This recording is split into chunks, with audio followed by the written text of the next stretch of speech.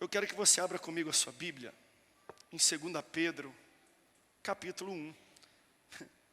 É a quarta mensagem seguida que eu estou pregando no mesmo texto. Porque eu tenho falado aqui, eu não consigo sair desse texto. Nos últimos 2 domingos, na Santa Ceia Geral, eu preguei em cima desse texto. E mais uma vez estamos aqui para a gente cavar mais um pouquinho. Tem muita coisa para a gente explorar nesse texto.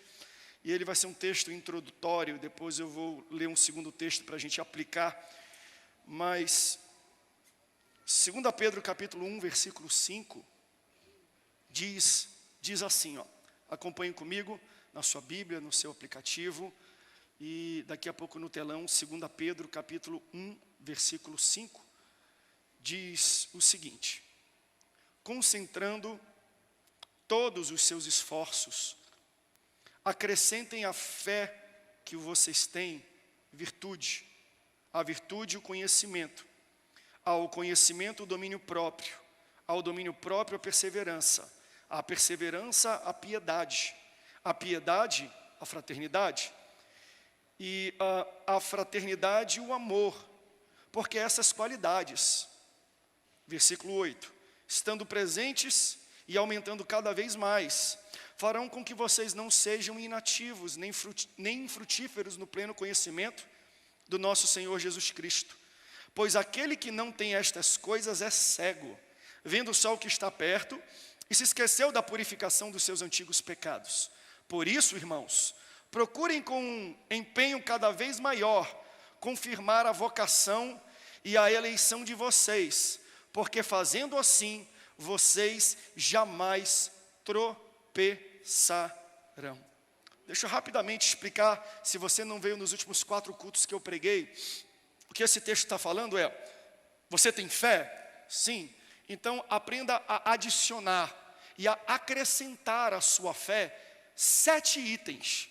E ele vai citando os 7 itens que todo crente precisa adicionar na sua fé. Quais são esses itens? Está aqui, adicione à sua fé a virtude, o conhecimento, o domínio próprio, a perseverança, a piedade, a fraternidade e o amor. Porque se vocês têm todos esses itens junto com a fé de vocês, vocês serão ativos, vocês serão frutíferos, vocês não serão cegos e vocês não vão tropeçar no avanço que vocês têm. No ano onde a gente está pregando, avançando pela fé, eu não quero tropeçar no meu avanço. Eu quero avançar sem cair, eu quero avançar sem deslizar, eu quero avançar sem me machucar.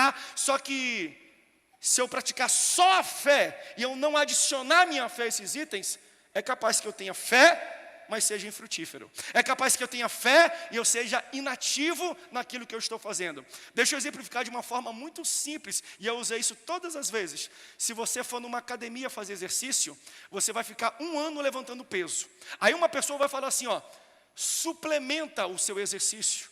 Toma whey, toma vitamina, toma BCA, toma creatina, porque com o mesmo esforço, você vai potencializar os seus resultados. Você vai ter resultado muito maior, muito mais forte, com o mesmo esforço de exercício e de malhação que você tem. Ou seja, quando eu suplemento a minha fé, eu vou ter o mesmo exercício de fé, mas os resultados vão ser muito maiores, porque eu estou suplementando e acrescendo e adicionando à minha fé estes itens.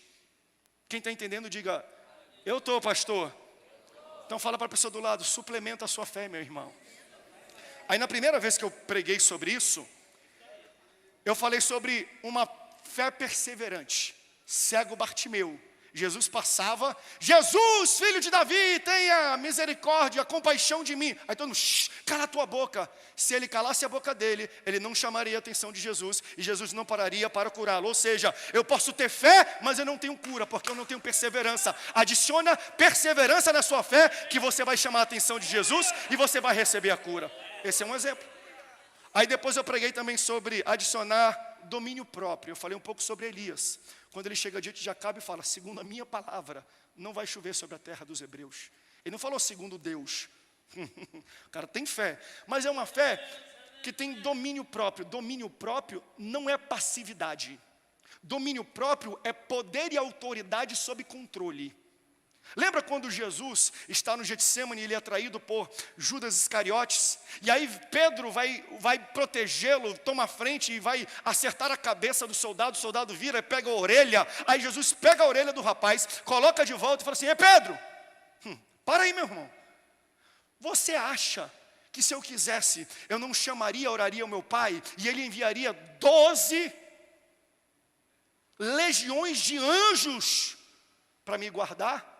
Jesus tinha poder e autoridade, mas também ele tinha domínio próprio, porque ele entendia: se eu usar o meu poder muito cedo, eu não vou usar o meu poder para aquilo que Deus me chamou, para aquilo que o Pai me deu. Então, quando a gente usa poder e autoridade fora do tempo, a gente estraga o poder e a autoridade. Precisamos ter domínio próprio.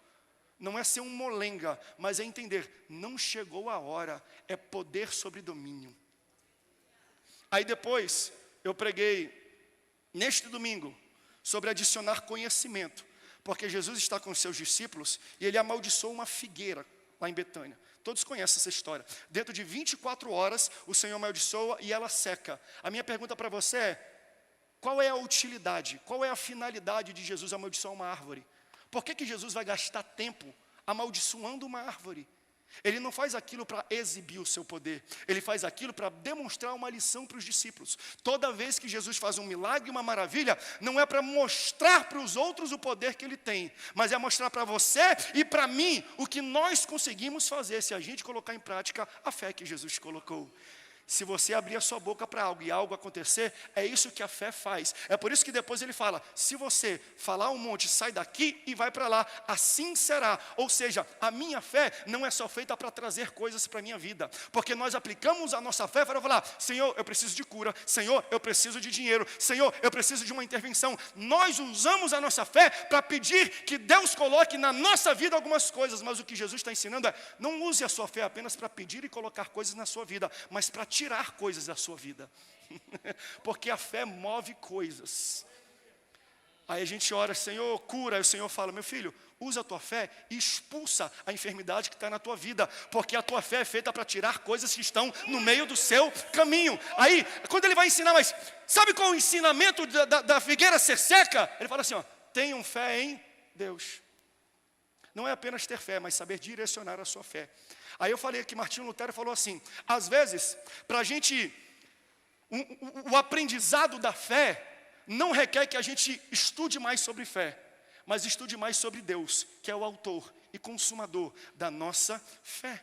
Porque se eu entender muito sobre fé e pouco sobre Deus, eu não sei para quem eu direciono a minha fé, porque o poder da fé não está em quem tem fé, o poder da fé está naquele que você deposita a sua fé. Então, às vezes, o que nós precisamos é pregar menos sobre fé e mais sobre Deus, porque as pessoas precisam aprender mais sobre o Deus, que é o início e é o fim da fé que Ele te dá. É Ele que te deu fé e para Ele a sua fé é apontada. Então eu falei: precisamos ter conhecimento e adicionar o conhecimento à nossa fé.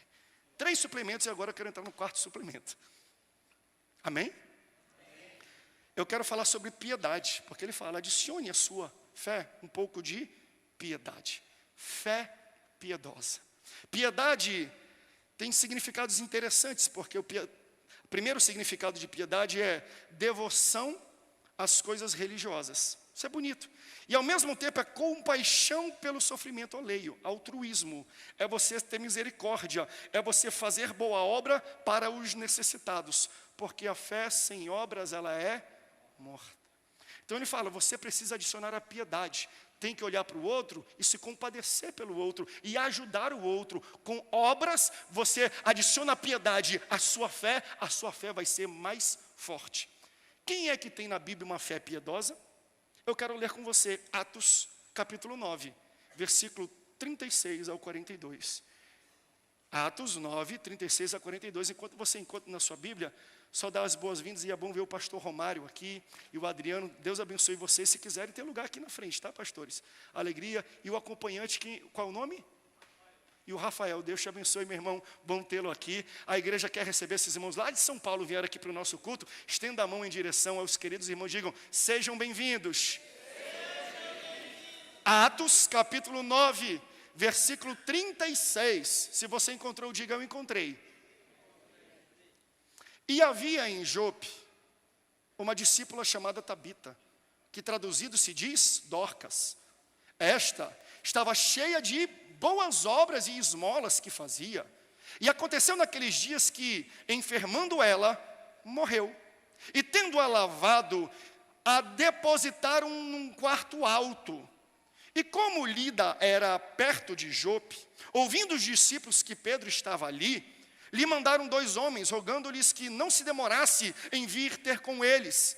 E levantando-se Pedro, foi com eles, e quando chegou, o levaram ao quarto alto. E todas as viúvas o rodearam, chorando, mostrando túnicas e roupas que Dorcas fizera quando estava com elas. Mas Pedro, fazendo sair todos, pôs-se de joelho e orou. E voltando-se para o corpo, disse: Tabita, levanta-te. E ela abriu os olhos, e vendo a Pedro, assentou-se. E ele, dando-lhe a mão, e a levantou, chamando os santos e as viúvas, e apresentou-lhe a viva. E foi isto notório por toda Jope, e muitos creram no Senhor. Se você ama a palavra de Deus, diga: eu amo a Bíblia. Dorcas, ou Tabita, mora numa cidade chamada Jope. Aparentemente uma cidade com muitos pedintes, uma cidade com muitas viúvas, uma cidade com muitos necessitados. E o texto fala que esta mulher, ela praticava 2 coisas. Ela praticava boas obras e também esmolas. Então, se ela praticava essas 2 coisas, são coisas distintas. Boa obra é uma coisa, esmola é outra coisa. Boa obra é o que eu preparo com antecedência. É o que eu faço de maneira intencional. Eu guardo uma roupa, eu pego um sapato, eu compro uma cesta básica, já sabendo que eu vou entregar para uma pessoa necessitada. Eu planejo, eu tenho em mente quem eu vou ajudar. Então, dias antes, eu preparo aquilo, para quando eu encontrar aquela pessoa, eu dar para ela algo que ela está precisando. Isso é uma boa obra. Você prepara com antecedência. Vocês viram o vídeo do 3 Palavrinhas que nós fizemos aqui? Um evento maravilhoso. Nós arrecadamos quase 3 toneladas de alimentos. Como é que foi? 2 quilos de alimento não perecível por pessoa. Então todos que vieram aqui fizeram uma boa obra. Na casa deles, prepararam 2 quilos, botaram uma sacola, entraram no carro, já com a intenção de chegar na igreja e entregar na igreja uma contribuição. Boas obras é o carnê do metro quadrado. É o desafio missionário. É quando você sai de casa e você separa aquele valor, aquela nota novinha de R$100, de R$200, para você dar de oferta na igreja. Então, quando você sai de casa, guardado, planejando alguma coisa, você está fazendo uma boa obra. Mas ela não era só cheia de boas obras. Ela era cheia de esmolas. O que são esmolas? Bem, se boa obra é o que eu planejo com antecedência, esmola é aquilo que não tem planejamento. É aquilo que me ataca de maneira repentina. Então eu vou para uma loja e eu compro um casaco para alguém que está precisando. Daí eu saio da loja e eu vejo uma pessoa passando frio na rua. Por mais que eu estava planejando uma boa obra, eu fui deparado com uma necessidade urgente e imediata. Então aquilo que eu estava intentando para outra pessoa, eu tiro e dou para essa pessoa, porque ela está necessitando. Eu não planejei esse encontro. Eu vou na farmácia, eu vejo uma mãe precisando de leite materno, precisando de fraldas, na saída ela me aborda. Eu não estava planejando aquilo, mas o que eu faço? Eu compro o material que ela precisa e eu entrego para ela. Isso chama-se esmola. A esmola é aquilo que você não prepara. Você passa no drive-thru do McDonald's. Aí quando você para no sinal, você vê uma família necessitada e precisando de comida. Você pega aquela sacola de batata frita, do 2 hambúrgueres, alface, o queijo, o molho especial, cebola, o picles e o pão com gergelim. Você fala: vem aqui, eu vi você aqui. Você pega aquilo que era seu e você entrega para a família que estava lá. Você planejava comprar e ficar com água na boca e dar para outra pessoa? Não. Mas a situação, a vida te colocou. Então esmolas são oportunidades que a vida nos apresenta para abençoar alguém sem planejamento prévio. Mas quem ajuda o próximo tirando de si, nunca empobrece. O mundo prega isso. Se você dá o que tem, você empobrece. Mas no reino, quando você dá o que você tem, você enobrece. Então quando você entrega algo seu para alguém, você não fica pobre, você fica nobre. Mas mesmo sendo nobre, mesmo sendo crente, mesmo fazendo boas obras, ela adoece. Porque coisas ruins acontecem com pessoas boas. É por isso que nesse momento eu preguei isso domingo. Nós precisamos entender o caráter de Deus. Deus é bom. Deus é amor. Só que muita gente questiona por que coisas ruins acontecem com pessoas boas. Como é que Deus pode permitir que inocentes morram, que pessoas sejam violentadas? Aí o que você tem que responder é, querido, o problema é que você vive num mundo ruim com um Deus bom. Se alguém pega um tiro, vai para o hospital, levam ele para o cirurgião. A culpa do tiro é do cirurgião? Por que a gente culpa o cirurgião? O cirurgião não está ali para causar o tiro, está ali para curar o tiro. Jesus e Deus, Ele é um cirurgião. Ele não causa o que de ruim acontece na sua vida. O papel dele é curar você de alguma coisa ruim que acontece na sua vida. Não culpe Deus pelas mazelas do mundo. Deus não está aqui para causar as mazelas, está aqui para curar as mazelas. Quanto podem dar glória a Deus nisso? Aqui outro exemplo. Tabita, Dorcas, uma mulher boa. Dava, fazia boas coisas, benevolente. Fazia caridade, mesmo assim, ela ficou doente. Daí, o texto fala que uma pessoa pega, lava o seu corpo, o seu cadáver, e a carrega para um quarto alto. Quem foi que fez isso, pastor? Não sei, o texto não diz.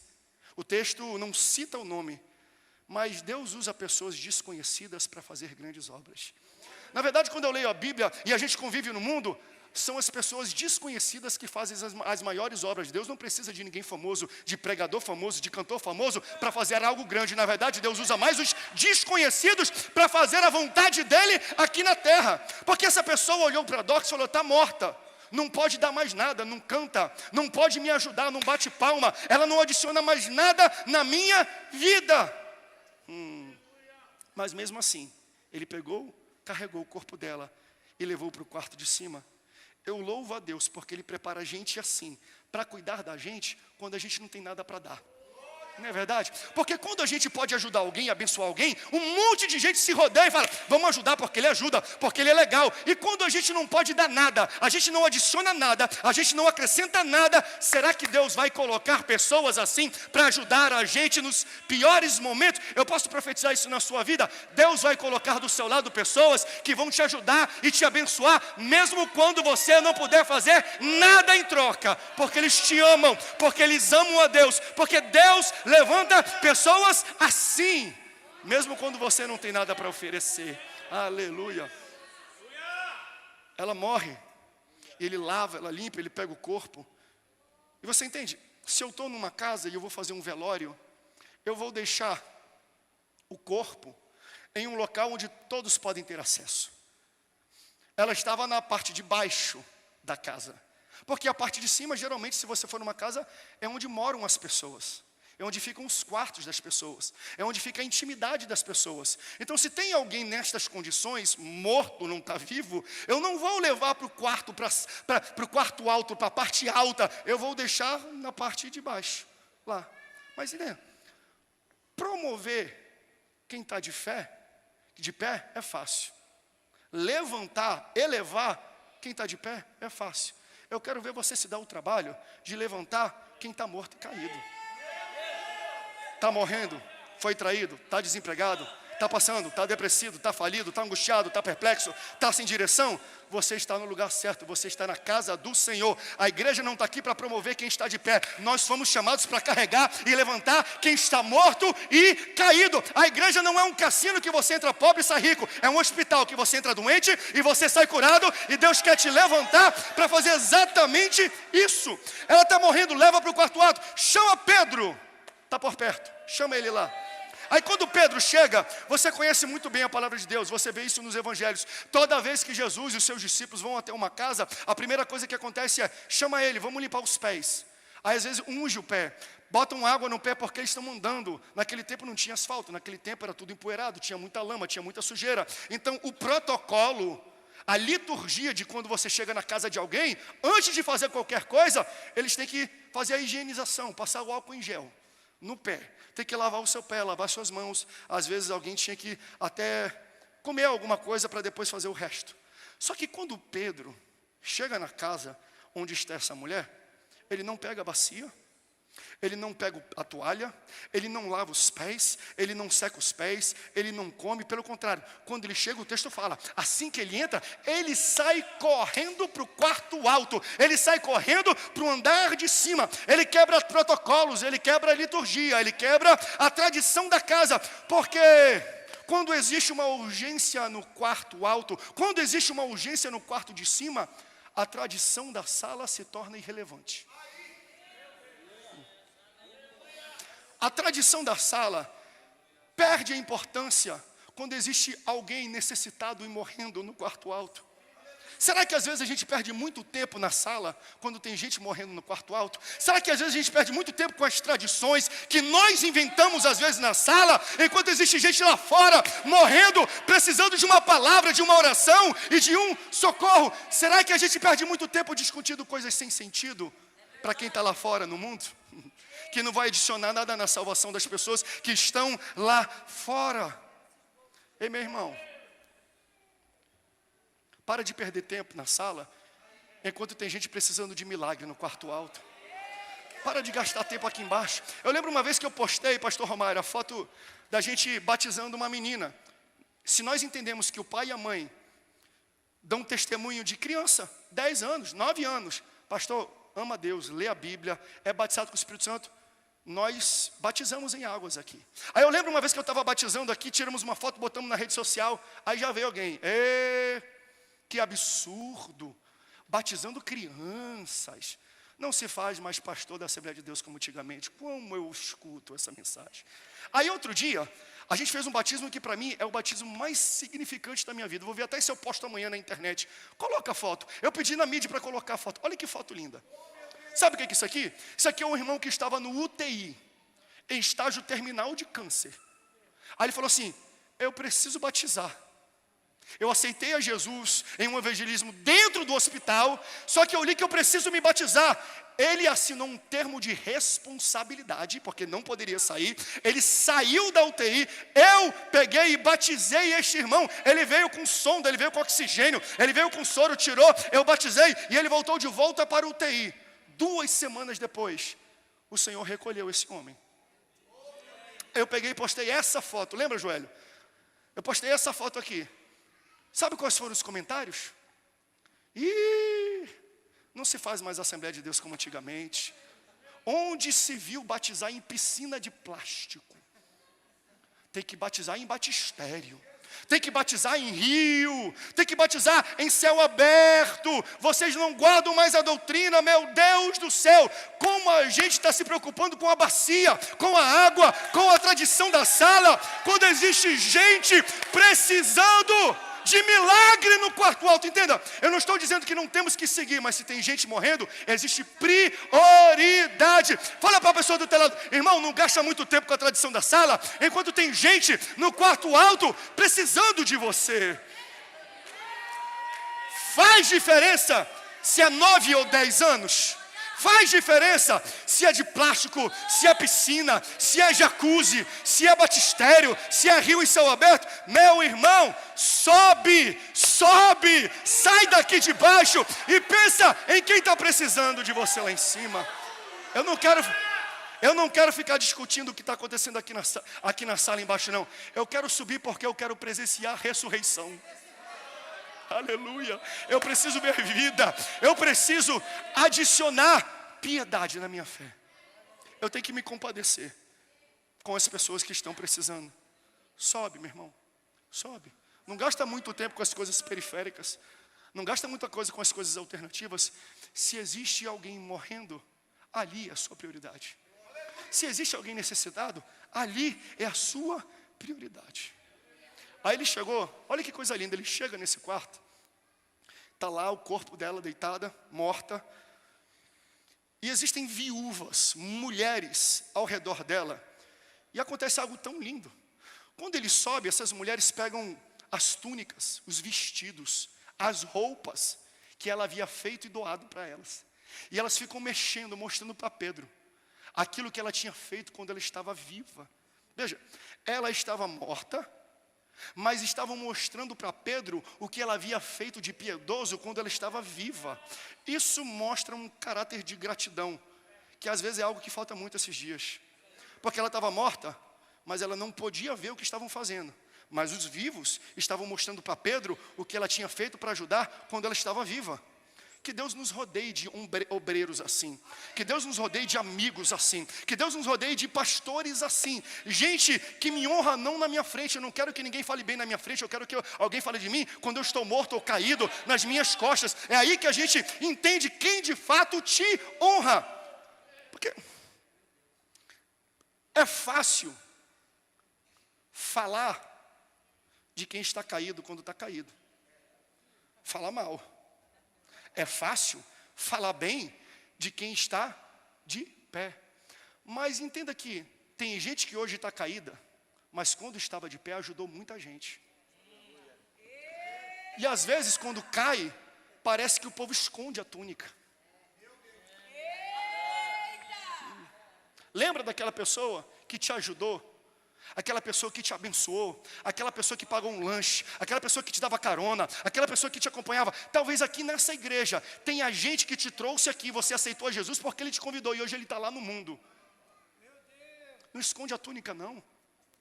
Pode estar caído hoje, mas quando estava vivo, pode estar morto todo, mas quando estava vivo, me ajudou. Quando estava vivo, me abençoou. Começa a mostrar, meu irmão, aquilo que alguém fez por você. Ela está morta, não pode fazer nada, mas as mulheres estão falando, está caída, está morta, não está dando nada. Mas enquanto estava viva, olha aqui o que essa pessoa fez por mim. Tenha a hombridade e a grandeza de dizer, eu fui coberto por essa pessoa quando ela era viva. Eu fui socorrido por essa pessoa quando ela estava de pé. Não tem a ver. Pode até estar morta, pode até estar deitada, mas eu vou fazer de tudo para que ela se levante. Eu vou fazer de tudo para que ela fique em pé. Ei, tem gente aqui que já foi tão abençoado por alguns pastores que hoje estão caídos. E a gente não fala nada. Pelo contrário, a gente reposta quando falam mal dele. Ei, meu irmão, lembra quando ele te vestiu, quando ele te deu uma palavra de libertação?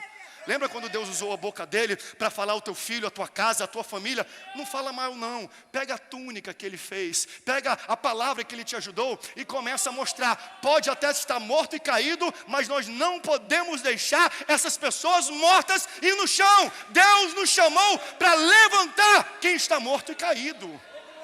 Meu Deus. Caráter de gratidão. Mesmo depois de alguém deslizar, está no chão, está morto, está caído. Aleluia. Mostra a túnica, meu irmão. Mostra a túnica. Tem muita gente que está aqui, que quem te trouxe para a igreja é alguém que hoje está no mundo, está desviado.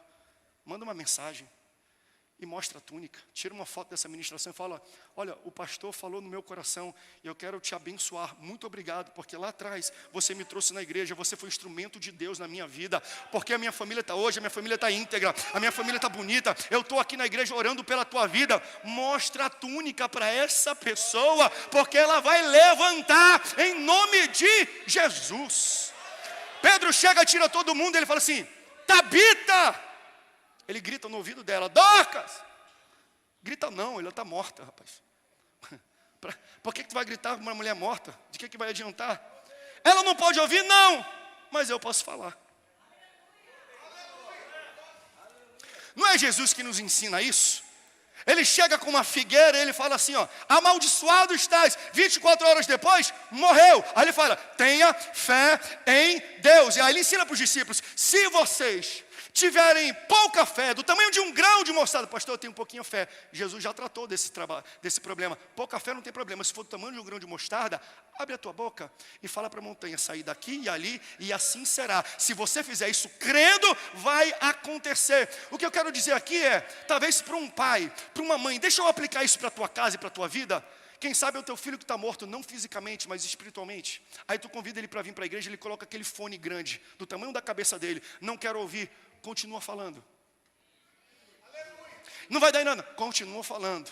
Estava morta, meu irmão, mas ele falou, Tabita, levanta, Dorcas, levanta. Profetiza na tua casa, profetiza para o teu esposo, para a tua esposa, para os teus filhos. Eles não estão surdos não, podem até estar caído, até morto, mas a tua palavra tem poder para ressurgir a fé daquele que está morto e caído. Tabita, levanta. Aí quando Pedro declarou essas palavras, a Bíblia fala que ela abriu, arregalou os olhos. Aí ela levanta e ela se assenta. Agora Dorcas está sentada. Eu gosto muito de usar a rede social, eu e minha esposa. A gente nasceu nessa geração. E todos os cultos que a gente faz, ou a gente filma, ou depois quando tiram as fotos, a gente publica no Instagram, Facebook, a gente publica as fotos dos cultos da nossa igreja na internet. Quantas vezes eu não publiquei fotos aleatórias de pessoas levantando a mão, de gente chorando, de gente ajoelhada, de gente sentada no culto.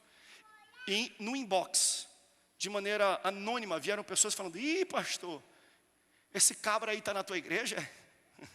Ih, pastor, cuidado com essa mulher, pastor, não vale nada, eu nem sabia que estava na igreja, isso não merece nem entrar na igreja, porque a gente publica, não sabe às vezes quem são as pessoas, a gente coloca na internet e as pessoas vêm falando mal. Ih, pastor, não sei não, essa pessoa não presta, cuidado, pastor.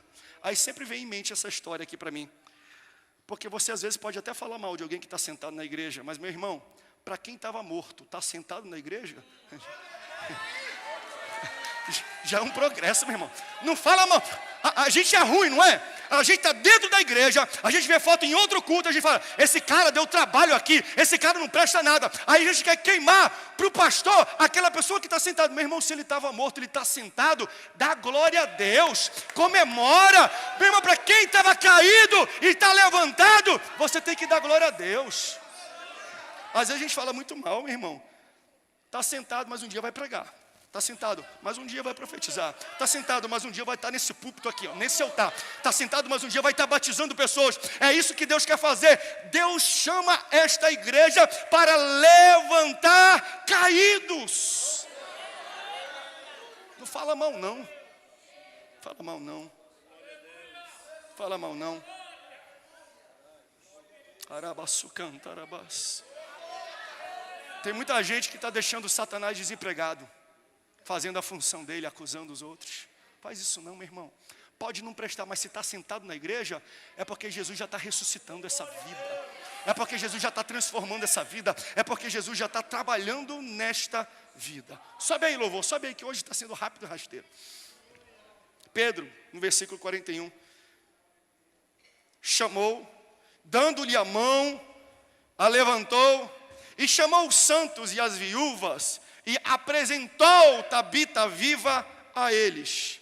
Ele chamando as pessoas: vem ver, vem ver. Ele levantou a mulher que acabaram de ressuscitar e falou: está aqui, está viva. Chamou. Chamada é o que a gente usa hoje na internet, né? Vou chamar no Zap, eu vou chamar aqui no vídeo, eu vou chamar no FaceTime. Não faz isso? Quando a gente chama alguém, é para falar o quê? O que a gente fala quando nós chamamos alguém? A gente liga para as pessoas com euforia para falar fofoca de alguém que morreu ou caiu? Ou a gente chama alguém para falar da ressurreição? Porque Pedro está ensinando para a gente aqui. Eu chamei! Se fosse nos dias de hoje, eu botei todo mundo no grupo, fiz uma chamada de vídeo para todo mundo, e eu mostrei aquela que estava morta viva, aquela que estava caída está em pé. Aleluia. O problema é que hoje a gente usa internet, as chamadas, não para falar de ressurreição, mas para propagar fofoca. Vai na internet, vai naquele portal de fofoquinha, aí pega aquilo e no inbox. A gente não tem coragem de mandar publicamente, mas Deus está vendo. Olha que caiu, olha o que aconteceu com essa pessoa, olha só, olha isso aqui. Eu amo isso que Pedro faz, porque ela fica doente, caída, e a notícia deve ter corrido, porque notícia ruim corre demais, não é? Tem uma frase que eu adoro que fala assim, ó: uma semente cresce em silêncio, mas quando uma árvore cai faz muito barulho. É por isso que a queda chama mais atenção do que o crescimento. E geralmente o barulho da queda não é feito pelo mundo não, é feito aqui dentro da igreja. Meu irmão, se Deus fizesse um raio-x no perfil de internet de crente, a gente ia descobrir que as maiores fofocas e escândalos não são propagadas pelo mundo. As fofocas e escândalos que acontecem dentro da igreja são provocados e propagados pela própria igreja. Aí Pedro está ensinando para a gente. Porque quando morreu, ele não ficou anunciando, anuncia que morreu. Ele não fala nada, ele fica caladinho. Ei, quando deu ruim, fica caladinho, deixa Deus trabalhar. Quando alguém desliza, fica quietinho, deixa Deus trabalhar. Quando existe um escândalo, deixa aqui dentro. Não é que a gente quer encobrir, a gente quer cobrir para que os outros não fiquem apontando o dedo, enquanto Deus está trabalhando nessa vida. Aí Pedro está falando, meu irmão, eu não avisei para ninguém, eu subi, eu orei, Deus ressuscitou. Quer postar alguma coisa, quer retweetar alguma coisa, quer compartilhar alguma coisa? Compartilha a ressurreição, compartilha aquilo que Deus está fazendo nesse ambiente. Não compartilha briga não compartilha invasão.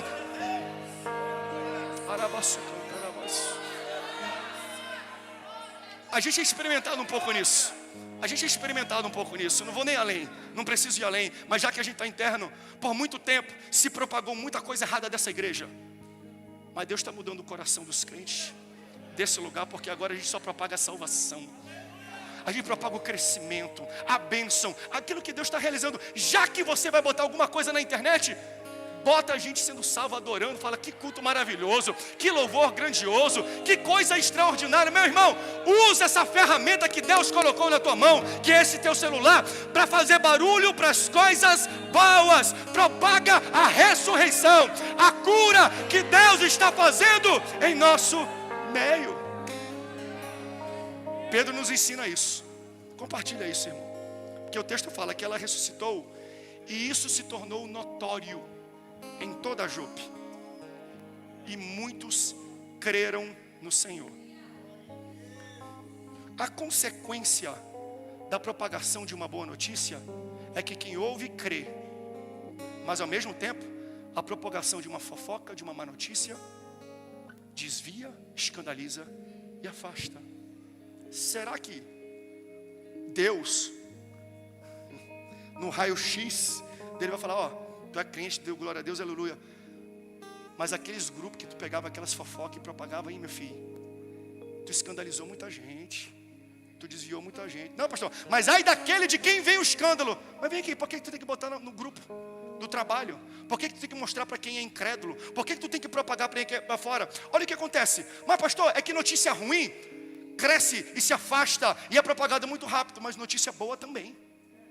Notícia boa também. Está aqui a prova. Ressuscitou e toda Jope ganhou notoriedade em toda a cidade, e muitos creram no Senhor. Essa é a notícia que deve sair das nossas bocas. Ela ressuscitou. Jesus ressuscitou. As pessoas não vão conhecer mais a tua casa, a nossa igreja, a nossa vida por brigas. Não. Eles vão reconhecer esse local pelo milagre e a ressurreição que Deus está fazendo em nosso meio. Você pode ficar de pé? Eu quero adorar. Eu quero dizer que aquilo que parecia impossível, aquilo que parecia não ter saída, aquilo que parecia a minha morte, Jesus mudou a minha sorte.